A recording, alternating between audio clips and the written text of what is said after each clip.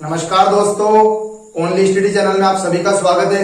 दोस्तों, हमने रीजनिंग में बैठक व्यवस्था की क्लास इससे पहले देखी थी, तो आज हम बैठक व्यवस्था की सेकंड क्लास के बारे में देखेंगे। तो आपसे रिक्वेस्ट है कि वीडियो को अंत तक देखें और अगर वीडियो पसंद आए तो लाइक करें, चैनल को सब्सक्राइब जरूर करें।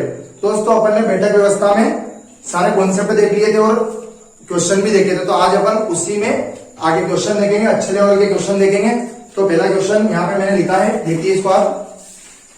5 लड़कियां MN और P और Q एक पंक्ति में खड़ी है। कहां पे दोस्तों? एक पंक्ति में खड़ी है। तो सबसे पहले अपन बना लेते हैं पंक्ति, ये बना लिया अपन ने। ठीक है दोस्तों, तो अब क्या आएंगे? P Q के दाईं ओर है। कहां पे है? P Q के दाईं ओर है। तो सबसे पहले दोस्तों जैसे कि 5, 1 2 3 और ये 4 और ये 5, ठीक है, ये पांचों बना लिया अपन ने। अब क्या बोल रहे हैं? P Q के दाईं ओर है। तो अब अपन एक काम करते हैं, पहले साइड में बना के लेते हैं, फिर वहां लिख देंगे P Q के दाईं ओर। तो P Q के, तो अपन बना लेते Q, P Q के कहां पे? दाईं ओर है। तो Q के दाईं ओर मतलब P कहां पे? इधर है। ये Q का मुंह उत्तर की ओर है, तो P Q के दाईं ओर मतलब दाईं ओर हो जाएगा। ठीक है। N Q के बाईं ओर है, N Q के बाईं ओर, तो Q का बायां इधर हो जाएगा, तो ये N हो जाएगा यहाँ पे। ठीक है। उसके बाद देखते हैं N Q के बाईं ओर है लेकिन M के दाईं ओर है। N Q के तो बाईं ओर है लेकिन M के कहां पे? दाईं ओर है। तो M के दाईं ओर कर दो, ये M के दाईं ओर हो गया। ठीक है। आगे बढ़ते हैं, P O के बाईं ओर है, P O के बाईं ओर। तो अगर O अपन यहाँ पे लिखेंगे तो O के बाईं ओर क्या हो जाएगा? P हो जाएगा। ठीक है। तो अपन ने पूरा क्वेश्चन में जो बना ये अपन ने बना लिया। तो अपन यहाँ पे लिख देते हैं M N Q P और O। ठीक है दोस्तों, ये अपन ने बना दिया क्वेश्चन के हिसाब से। तो अपन को क्या पूछा है प्रश्न में कि दाईं और अंतिम छोर पर कौन खड़ी है? दाईं और अंतिम छोर, ये हो जाएगा बायां, ये इधर वाला बायां और ये क्या होगा? दायां। ठीक है। तो अपन को क्या पूछा है प्रश्न में? दाईं और अंतिम छोर पर कौन खड़ी है? तो दाईं और अंतिम छोर पर कौन है? O। क्या हो जाएगा इसका आंसर? दाईं और अंतिम छोर पर O है, तो इसका आंसर हो जाएगा अपने O, इसका आंसर हो जाएगा। ठीक है दोस्तों, उम्मीद करता हूं आपको क्वेश्चन अच्छी तरह समझ में आया होगा। नेक्स्ट क्वेश्चन देखते हैं अपन।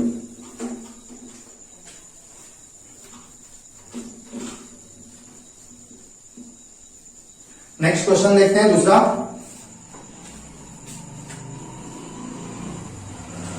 A B C D और E, A B C D और E,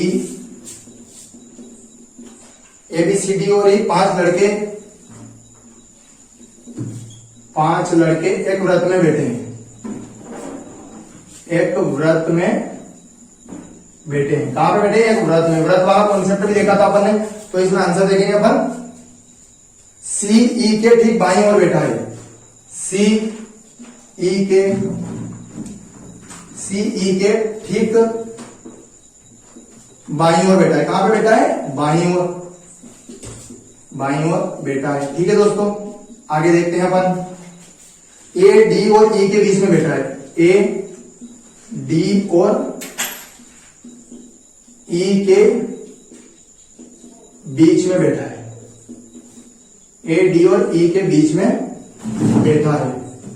ठीक है दोस्तों, ये है प्रश्न। तो इसमें 2 क्वेश्चन है। पहले अपन जो क्वेश्चन ने बोला है वो बना लेते हैं, उसके बाद क्या क्या पूछेगा वो आगे अपन देख लेंगे। ठीक है। तो ABCD एक व्रत में बैठे। सबसे पहले अपन क्या बनाएंगे? व्रत बना लेते हैं। ठीक है। तो अपन ने बना लिया, ये व्रत बना लिया। अब व्रत में कितने? 5 बैठे हैं, तो अपन 5 बना लो, 1 2 3 4 और ये 5। ठीक है, 5 जने। अब क्या बोला? C E के ठीक बाईं ओर बैठा है। तो मैंने बताया आपको कि अगर कोई सा भी स्टार्ट में देता है तो सबसे पहले एक को अपन एक जगह बिठा देंगे। तो यहाँ पे क्या? C E के, किसके बैठा है? E के। तो अपन सबसे पहले E लिख दो, ये E लिख दिया। तो अब क्या बोला? C E के ठीक बाईं ओर बैठा है, C E के ठीक बाईं ओर बैठा है, मतलब बायां किधर हो जाएगा? E का इधर, इसका अंदर मुंह है तो बायां किधर? इधर हो जाएगा, तो C यहां पे हो जाएगा। ठीक है, इतना समझ में आ गया। देखते हैं आगे। और बैठा है A D और E के बीच में बैठा है, A कहां पे बैठा है? D और E के बीच में, तो E तो यहां पे है। और अगर अपन D यहां पे बना देंगे तो A यहां हो जाएगा, तो क्या हो जाएगा? सही हो जाएगा। A D और E के बीच में बैठा है, ये भी बना दिया अपन ने। तो अपन ने क्या लिखा? A लिख दिया, D लिख दिया, E लिख दिया, C लिख दिया। तो इनमें से क्या बचा है? B बचा है, तो अपन यहां पे लिख देंगे B। ठीक है दोस्तों, तो अपन को प्रश्न देखते हैं। प्रश्न में क्या क्या पूछा है? C के ठीक बाईं ओर कौन बैठा है?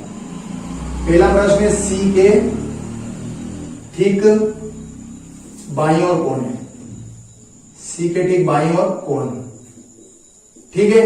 उसके बाद दूसरा प्रश्न है, कौन है, बी और डी के बीच में कौन है, बी और डी के बीच में कौन, बीच में कौन। तो अपन दो प्रश्न इसमें से, तो अपने दो प्रश्न क्लियर हो जाएंगे। इससे देखते हैं कि सी के बाईं ओर कौन बेटा। तो सबसे पहले देखते हैं सी, ये सी यहाँ पे सी का अंदर मुंह है, यहाँ पे अंदर मुंह है, तो सी के बायां, ये सी का नीचे की तरफ दायां हो जाएगा, सी का इधर बायां हो जाएगा। तो सी के बाईं तरफ कौन बेटा है, सी के बाईं तरफ बी बेटा है। कौन बेटा है दोस्तों, बी। तो इसका आंसर क्या हो जाएगा, बी, ठीक है। अगला देखते हैं बी और डी के बीच में कौन बेटा है, बी और डी, बी और डी के बीच में कोई बेटा है क्या, इस हिसाब से तो नहीं बेटा है, तो इसमें क्या हो जाएगा, कोई नहीं। क्या आंसर आ जाएगा, कोई नहीं बेटा है, कोई नहीं बेटा है। तो ये दोनों के आंसर हो गए, ठीक है दोस्तों। नेक्स्ट क्वेश्चन देखते हैं अपन। उम्मीद करता हूं आपको ये प्रश्न में अच्छी तरह समझ में आया होगा।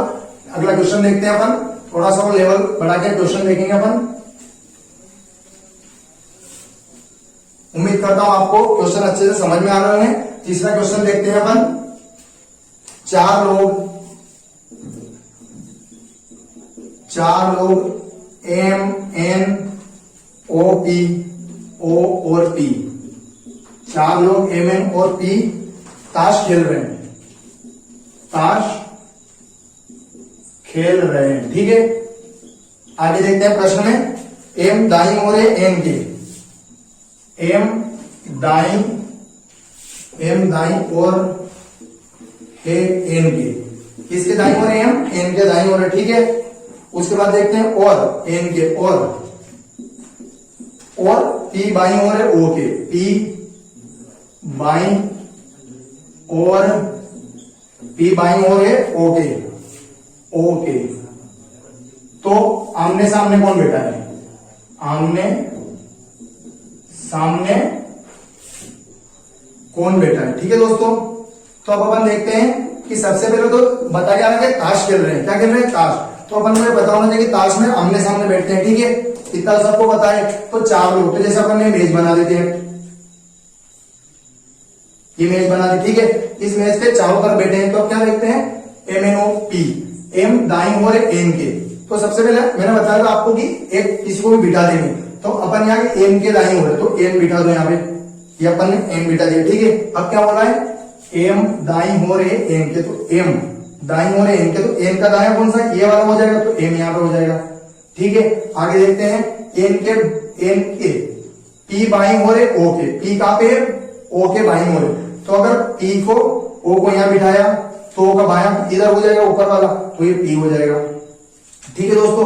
तो प्रश्न में जो अपन ने वो बना दिया। तो अब क्या पूछा है, तो आमने सामने कौन बैठे, तो पी और एन, पी व एन आमने सामने, और ओ और ओ व एम दोनों आमने सामने, मतलब ये और ये दोनों क्या है, आमने सामने बैठे हैं, ठीक है दोस्तों। उम्मीद करता हूं आपको ये प्रश्न भी अच्छे से समझ में आया होगा। नेक्स्ट क्वेश्चन की तरफ चलते हैं अपन। एक क्वेश्चन और देखते हैं, अच्छे लेवल का है, अलग कॉन्सेप्ट है इसमें। तो अपन आपसे रिक्वेस्ट है कि वीडियो को ध्यान से देखें। 6 व्यक्ति ए बी सी डी ई और एफ दो पंक्तियों में बैठे हैं, दो पंक्तियों में बैठे। अभी तक अपन एक पंक्ति वाले क्वेश्चन किए थे, अब ये दो पंक्तियों में बैठे हैं, ठीक है। आगे देखते हैं, ये अलग ही कॉन्सेप्ट वाला प्रश्न है। प्रत्येक में 3, तो प्रत्येक में कितने व्यक्ति बैठे हैं, प्रत्येक पंक्ति में 3 बैठे, प्रत्येक पंक्ति में 3 बैठे हैं, प्रत्येक पंक्ति में 3 बैठे हैं, ठीक है। यहां तक हो गया क्लियर। आगे देखते हैं, यदि ई किसी सिरे पर नहीं, यदि ई किसी सिरे पर नहीं, मतलब क्या बोल रहा है, ई सिरे पर नहीं बैठा है, ई सिरे पर नहीं है, मतलब ई कहां पे, बीच में बैठा होगा, ठीक है। आगे देखते हैं, डी एफ के बाएं में दूसरा है, डी एफ के बाएं में दूसरा है, डी एफ के बाएं में दूसरा है, ठीक है। आगे देखते हैं, सी ई का पड़ोसी है, सी ई का पड़ोसी है, सी का क्या है, पड़ोसी है, और डी के विकर्ण सामने बैठा है, और डी के विकर्णतः सामने बैठा है। कहां बैठा है? सामने बैठा है। कौन बैठा है? सी, ई का पड़ोसी और डी के विकर्णतः सामने बैठा है। ये अलग कॉन्सेप्ट मैंने आपको बताया है। तो देखते हैं, और बी एफ का पड़ोसी है, और बी एफ का पड़ोसी है। बी एफ का क्या है? पड़ोसी है। ठीक है, तो क्या पूछा है? तो बी के सामने कौन है?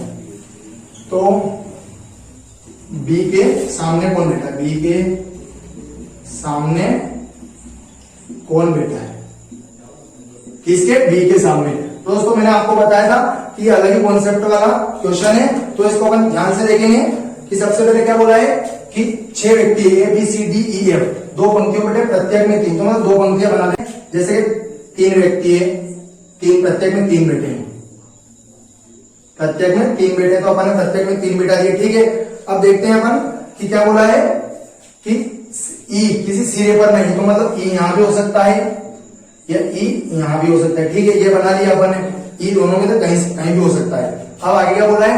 डी एफ के बाएं में दूसरा है। डी कहां पे? एफ के बाएं में दूसरा है, तो डी, ये एफ यहाँ के एफ के बाएं में दूसरा है डी, तो 1 और 2 ये बन गया एफ के बाएं में दूसरा। ऐसे यहां भी बना सकते हैं अपन, एफ के बाएं में दूसरा डी है। अब दोनों में से पता नहीं कौन सा वाला सही, आगे देखते हैं अपन। ठीक है, उसके बाद क्या लिखेंगे अपन कि डी एफ के बाएं में सी ई का पड़ोसी है। सी कौन, किसका पड़ोसी है? सी ई का पड़ोसी है। तो अगर सी ये ई, तो अगर ये वाला बनाएंगे दोस्तों अपन, तो ये वाला गलत होगा फिर। ठीक है, तो अपन यहां जैसे मान लेते हैं सी है ना, ये सी ई का पड़ोसी बना दिया अपन यहां तक। ठीक है, आगे देखते हैं, और डी के विकर्ण तो सामने बैठा है, मतलब अगर डी अगर यहाँ बिठाया अपन ने, तो डी के विकर्ण तो सामने सी बैठ गया, मतलब ये सही है। तो यहाँ पे ये डी नहीं आएगा, डी नहीं आएगा, तो अब क्या होगा? बी एफ का पड़ोसी है। ठीक है, तो अपन सबसे पहले देखेंगे हम कि यहाँ डी हो गया और यहाँ ई नहीं आएगा। क्यों नहीं आएगा? क्या प्रश्न में क्या बोला है? डी बी एफ का पड़ोसी, तो बी यहां बनाएंगे अपन, ये बी एफ का पड़ोसी। ठीक है, तो अपन ए बी सी डी ई, तो अब आ रहा है इसमें से ए नहीं आ, तो ए को अपन यहां लिख देंगे।